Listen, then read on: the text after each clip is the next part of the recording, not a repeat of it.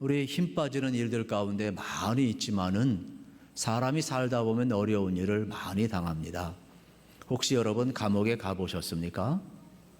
저는 감옥에 가봤습니다.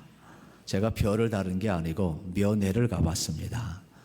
그리고 신학생 때는 특별히 저 서대문에 있었는데 소년원 감별소에 가서 미리 이제 구치소로 이관되기 전에 사람들을 교화하고 또 성경 공부도 하고 또 안양에 있는 또 구루에 있는 그곳에 또 예배할 기회가 있고 또 그들 선교할 기회가 주어져서 간 경험이 있습니다. 사실 짧은 경험이지만은 그들이 실수해서 왔던 잘못해서 왔던 감옥은 갈 곳이 못 됩니다. 베드로와 요한은 참 착한 사람이었습니다. 그런데 어느 날 감옥에 갇혔습니다. 이들에게 잘못이 있다면 예수님을 만나고 예수님의 십자가와 부활을 경험하고 예수님이 부활하신 후에 40일간 동행하고 승천하신 모습을 보면서 주님이 분부한 모든 말씀을 전했을 뿐입니다. 우리가 못 박은 그 예수 그리스도가 우리가 기다리는 메시아였고 장차 다시 오시마 약속하신 재림의 주 예수 그리스도가 그분입니다. 예수를 전했을 뿐입니다. 그리고 예수의 이름으로 놀라운 일을 행했을 때에 믿는 자가 일어났고 병든 자가 고침을 받았는데 어느 날 유대인들과 또 대제사장들과 그 당시 기득권을 가졌던 세력들이 박해를 하기를 시작을 해서 갑자기 감옥에 갇혔어요. 얼마나 난감하겠습니까? 우리가 아무것도 아니지만은 운전을 하다 보면은 여러분 사람이 실수할 수 있어요. 의도하지 않았지만 어쨌든 사고가 나면 과실치사로 갇히게 돼요. 제 주변에도 그런 사람들이 있어서 참 면회를 간 적이 여러 번 있어요. 근데 참 깝깝해요. 갇혀있는 사람들 보면. 베드로와 요한이 얼마나 깝깝했겠어요. 그런데 그곳에서 협박을 해요. 다시는 예수를 전하지 말라. 가르치지도 말라. 전도하지도 말라. 그런데 베드로와 요한은 굴복하지 않아요. 더 이상 윽박지를 수 없고 어찌할 수 없으니까 마지막 협박을 하며 베드로와 요한을 놓아주어요. 그런데 그 순간에도 베드로와 요한은 뭐라고 이야기합니까? 하나님 앞에서 너희 말 듣는 것이 옳은가? 하나님 말씀 들은 것이 옳은가? 판단하라 이야기를 하고 용기를 내어서 그는 말하고 있는 거예요. 우리가 인생길을 걸어가면서 원치 않는 어려운 일 당할 때 어떻게 살아가야 될까?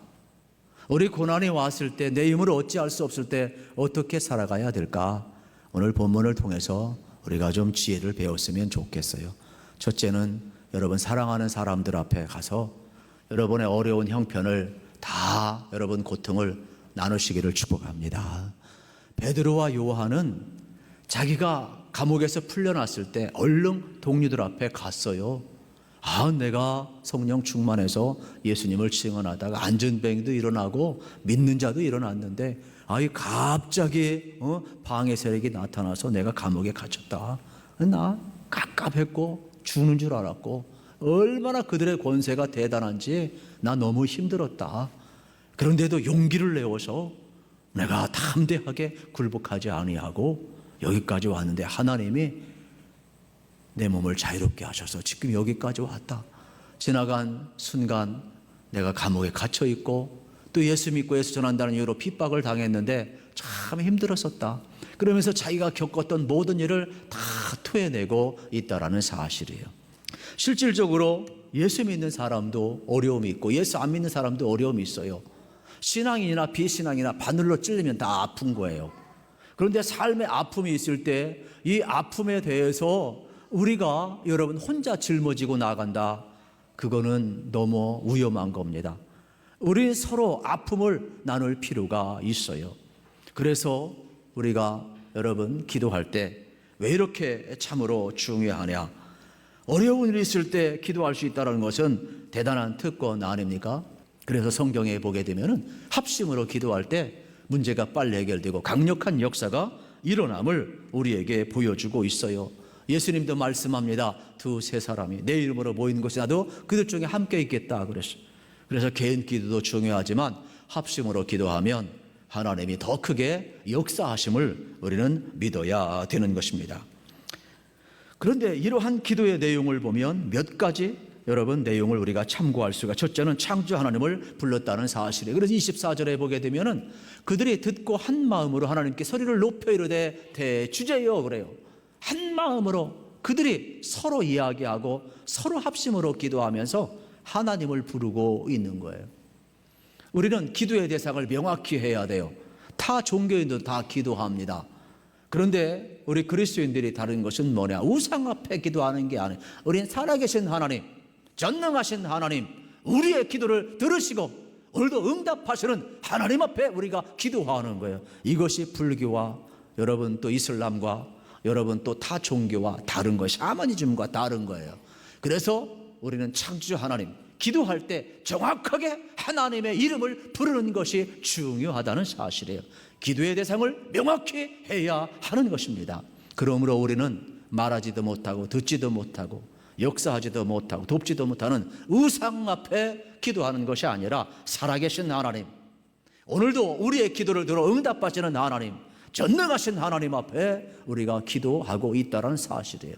그런데 여기에서 여러분 대주제라는 말은 평상시 쓰는 단어가 아닙니다. 이 단은 여러분 사도행전에서 독특하게 쓰여지고 있는데 데스포테스라는 단어입니다. 그러면 이 헬라어로 데스포테스라는 단어는 어느 때 쓰느냐? 그 당시는 노예제도가 성행을 했어요. 그래서 사람을 돈으로 사고 팔았어요. 물건처럼 사고 팔았어요. 그러다 보니까 노예들이 팔려갔어요. 그러면 노예는 값을 주고 산 사람, 주인, 소유물이 되고 마는 거예요.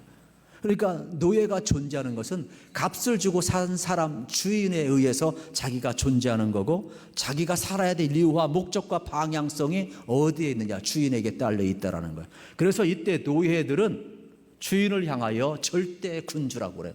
절대적인 소유물이 되는 거예요. 절대적 가치가 주인에게 있는 거예요. 그러면 초대교인들의 베드로와 요한이 기도를 할 때에 한 마음으로 서로가 하나님의 이름을 부르고 대주제라고 부른 것은 뭐냐? 하나님만이 우리 인생의 절대주입니다. 지금 아무리 권력자들 우리를 위협하고 있고 로마 황제가 핍박을 하고 있지만은 우리의 주는 로드는 여호와 하나님 한 분뿐임을 고백하는 거예요. 예수 그리스도 한 분뿐임을 고백하는 거예요. 우리 인생의 존재는 예수님이 핏값을 지불하시고 우리를 산 예수 그리스도 안에서 내 인생이 존재한다는 것을 명확하게 이야기하는 기도가 뭐냐? 대주제요, 이 한마디예요. 그렇다면 오늘 우리도 마찬가지. 더 구체적으로 이야기하면 대주제는 말은 하나님이요, 당신이야말로 정말 하나님이십니다, 이러한 뜻이 있는 거예요. 우리의 존재 가치가 어디에 있느냐? 하나님 안에 있다라는 거예요. 우리의 주인이 누구냐? 하나님이라는 거예요. 그러면 베드로와 요한, 초대교인들이 하나님 앞에 기도했을 때 대상을 명확히 하고 기도한 것은 뭐냐? 우리의 주인은 하나님이라는 거예요. 우리의 존재 목적도 하나님 안에 있다라, 우리의 삶의 방향성도 가치도 주인 되시는 하나님 안에 있다라는 고백 속에서 기도가 시작되고 있다라는 사실이에요. 오늘 우리들도 마찬가지입니다.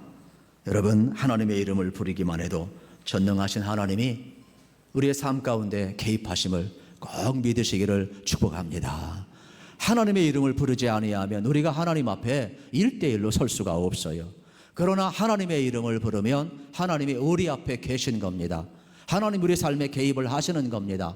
우리의 문제, 우리의 상황을 알게 되면 하나님이 이 문제를 해결해 주신다라는 사실이에요. 그래서 하나님의 이름을 부르는 자들에게는요, 하나님의 역사가 있고 하나님의 간섭하심이 있다라는 사실이에요. 두 번째로 베드로와 요한은 말씀을 상기하고 있다라는 사실이에요. 하나님의 말씀을 지금 상기하고 있어요. 처음에는 깨닫지 못했어요. 왜 세상의 권력자들이 왜 이렇게 많은 핍박을 할까?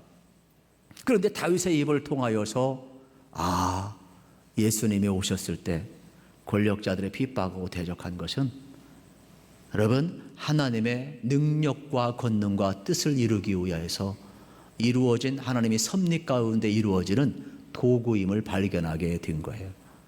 우리가 출애굽기 공부하다가 어쩔 수 없이 지금 잠깐 보류하고 있습니다마는 애굽에서 바로 왕이 강팍해지면 강팍해질수록 이스라엘 백성은 깨닫지 못하지만은 그것조차도 하나님이 섭리 가운데 속에서 세상의 통치자가 바로가 아니라 하나님임을 보여주는 도구라 이 말이에요.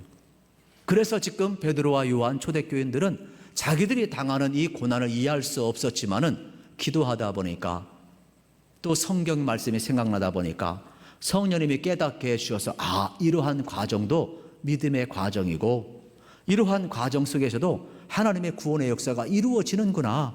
그리스도께서 고난받았다면 우리도 믿음의 길 걸어가면서 고난이 있는 것 아닌가. 그리스도께서 고난을 이겼다면 우리도 고난을 이길 수 있는 것 아닌가. 말씀이 생각나면서 깨달아졌다 이러한 말이에요. 그렇다면 우리도 마찬가지죠. 우리도 우리의 아픔을 서로 나눌 수 있는 우리 교우들이 있고 동료가 있어야 되고 또 함께 합심으로 기도하다 보면 여러분 하나님의 말씀이 생각나고 그 말씀 안에서 우리를 하나님이 다듬어 가시고 이끌어 가시고 보호하시고 쓰시는 그 섭리를 우리는 깨닫게 된다라는 거예요.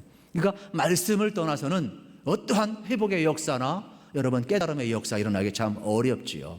그러나 서로 대화하고 합심으로 기도하고 하나님의 말씀이 생각날 때 성령님은 깨닫게 하시고 알게 해주신다라는 사실이에요. 그러므로 여러분들이 로마서 8장 28절에 있는 말씀처럼 우리가 알거니 하나님을 사랑하는 자 곧 그의 뜻대로 부르심을 입은 자들에게는 모든 것이 협력하여 선을 이룬다 그랬어요.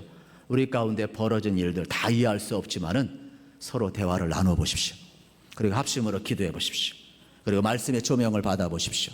그러면 벌어지는 일들이 하나님의 도구가 되어서 반드시 협력하여 선을 이룰 줄로 믿습니다.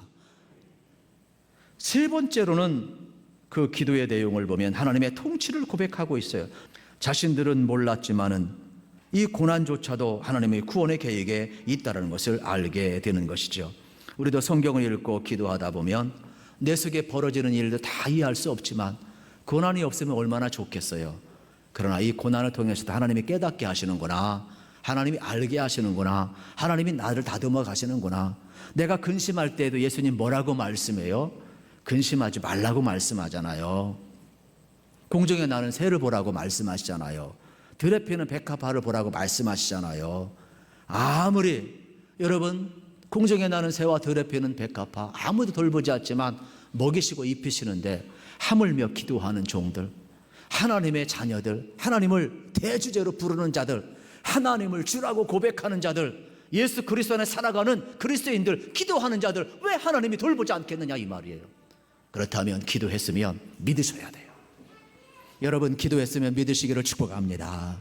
하나님의 은혜 가운데 살아가시기를 주의 이름으로 축원합니다. 우리는 철저하게 하나님의 역사 앞에 우리가 살아가는 거예요. 그래서 우리는 철저하게 여러분 기도할 때마다 하나님의 뜻에 주목하고 하나님의 통치 가운데 서 있어야 하는 것입니다. 이 합심 기도에는 간절한 기도 제목이 있었어요. 하나는 모든 상황을 하나님께 아뢰는 내용이고 하나는 여러분 담대하게 말씀을 전파하게 달라는 기도가 되겠어요. 그러면 모든 상황을 아뢰는 이 기도 제목이 왜 이렇게 중요할까요? 29절 보세요. 주여 이제도 그들의 위협함을 굽어보시옵고 주여 우리의 모든 상황을 아뢰입니다. 하나님 살펴달라는 거예요. 여러분 우리가 지금 베드로와 요한이 자기의 형편을 그대로 하나님 앞에 고백을 하고 있잖아요. 그런데 이게 왜 고백을 해야 되고 왜 모든 상황을 아뢰야 되느냐 이런 게 있어요. 하나님은 전능하신 분이고 모르는 분이 아니에요. 우리에 있는 벌어지는 모든 일들, 아픔들, 문제들, 비전들 다 하나님 앞에 아뢰어야 되는 이유는 하나님이 몰라서가 아니에요. 전능하신 분이거든요. 하나님을 위해서가 아니라 나를 위해서 그래요. 제가 좀 상담학을 전공을 좀 이제 대학원에서 해본 경험이 있어요. 그런데 이런 게 있어요. 사람이 문제를 가지고 찾아오잖아요. 막 횡성수설을 해요. 그런데 다 털어놓으면 자기가 정답 알아요. 자기가 문제 얘기, 자기가 해답도 안다니까요. 그런 거예요. 우리가 하나님 앞에 내 모든 상황을 다 이야기하면 하나님이 몰라서가 아니에요. 하나님 앞에 내 아픔도 모든 기도 제목도 다 하나님 앞에 상황을 아뢰다 보면 내 안에 내면의 질서가 세워지고 하나님의 뜻이 발견되고 어떻게 해야 될지 알게 되는 거예요. 나를 위해서라도 하나님 앞에 모든 상황 다 자세하게 구체적으로 기도를 해야 되는 거예요. 그래서 우리 인생길 걸어가면서 여러분 하나님 앞에 기도하는 내용들이 얼마나 중요한지 몰라요. 그리고 담대하게 기도해달라. 사람이요 가장 힘든 게 뭔지 아세요? 두려움이거든요. 두려움이 오게 되면은 아무 일도 감당할 수가 없어요. 그래서 두려움이 오게 되면 다 마비가 돼요. 잠도 못 자고 밥도 못 먹고 일도 못 해요. 그래서 우리는 기도할 때마다 두려움이 오면 하나님 앞에 하나님 이 두려움을 이길 수 있도록 용기를 달라고 기도하시고 예수의 이름으로 일어나시기를 축복합니다.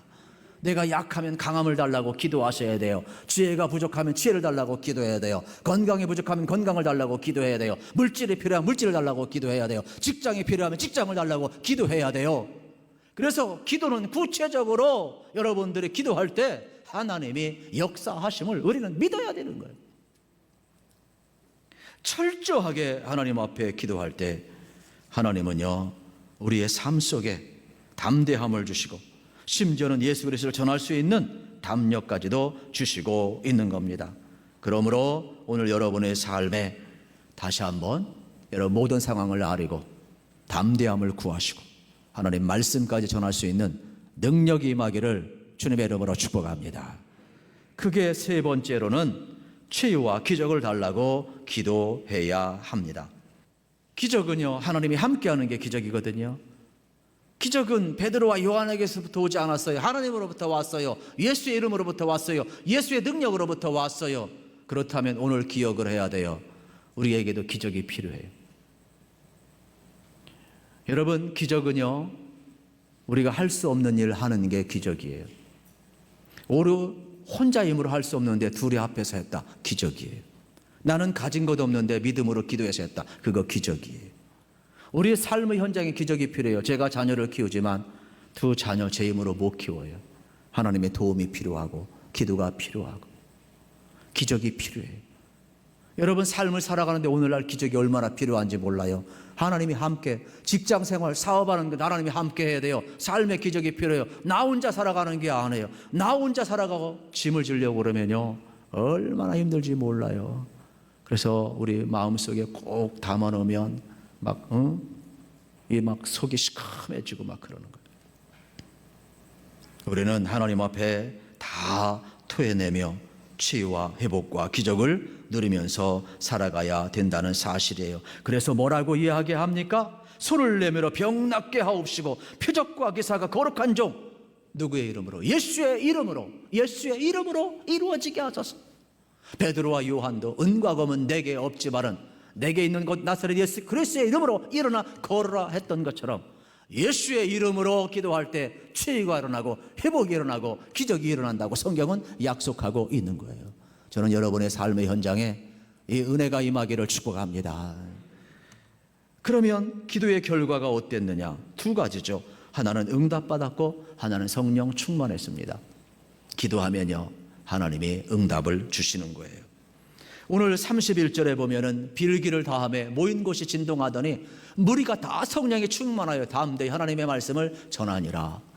빌기를 다하며 기도하며 진동을 느꼈다. 하나님의 임재를 느낀 거죠. 응답을 받은 거죠. 여러분 우리도 기도하다 보면 하나님의 임재를 느끼잖아요.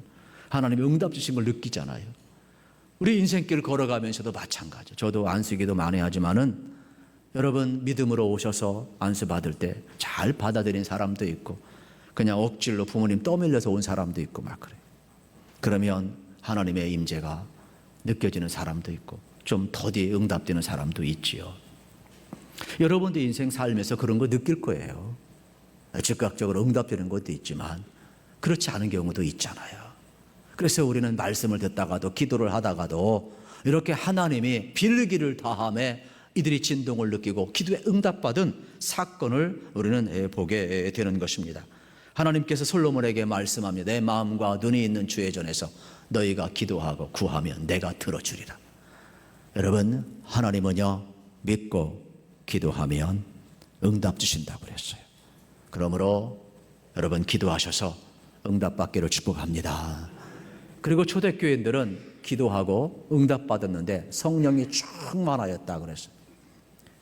이게 얼마나 중요한지 모릅니다. 마음에 확신이 생기는 거예요. 명확하게. 그래서 베드로와 요한이 협박을 이기고 담대하게 말씀을 전하고 있는 거예요. 그러면 오늘 우리도 마찬가지죠. 두려움이 왔을 때 두려움을 이길 수 있는 것은 기도해야 돼요. 그리고 여러분들의 문제가 있으면 하나님 앞에 내어놓아야 돼요. 합심으로 기도하면 성령이 역사할 줄로 믿습니다. 담대함이 있는 거예요. 지혜 구해야 돼요. 용기 구해야 돼요. 담대함 구해야 돼요. 그래서 심지어 우리 속에 필요한 모든 것, 건강도 구해야 돼요. 물질도 구해야 되는 거예요. 하나님이 역사하시는데 힘들고 어려울 때 너무 여러분 두려워하지 마시고 하나님 앞에 나아가시길 축복합니다. 그리고 우리 합심 기도에서 응답받으시기를 주의 이름으로 축원합니다.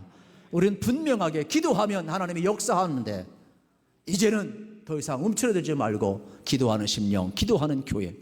그래서 이 어려운 시대에 담대하게 살아가시고 하나님의 말씀을 증언하며 우리의 삶의 목표가 예수를 잘 믿고 예수를 증언하며 하나님의 백성답게 영적 권세를 가지고 하나님의 대행자로 세상을 살아갈 수 있는 하나님의 사람들이 되어야 되는 거예요.